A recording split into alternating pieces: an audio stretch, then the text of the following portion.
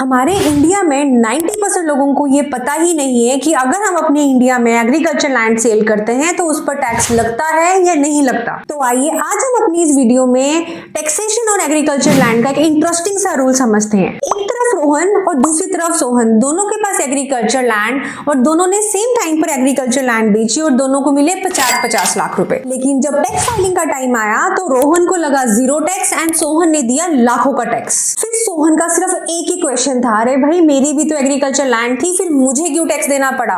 और उसके इसी क्वेश्चन पे उसको जवाब मिला कि हर लैंड के आगे एग्रीकल्चर जुड़ जाने से वो एग्रीकल्चर लैंड नहीं बन जाता और वो टैक्स फ्री नहीं होती है। आइए इनकम टैक्स के इस रूल को बहुत ही सिंपल लैंग्वेज में समझते हैं।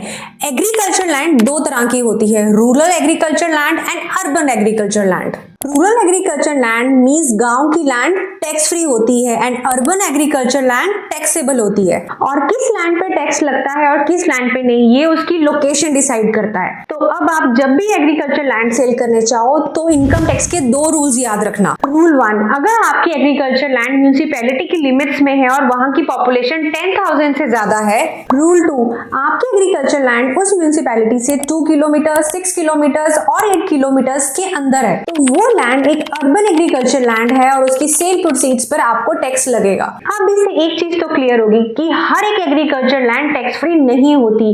वो टैक्स फ्री कब होती है ये उस एग्रीकल्चर लैंड की लोकेशन डिसाइड करती है। तो अगर आपको भी ये टैक्स एंड फाइनेंस की स्टोरी पसंद आई तो इस वीडियो को लाइक करो, शेयर करो और ऐसे ही फाइनेंस और टैक्स की स्टोरीज जानने के लिए इस चैनल को सब्सक्राइब करना।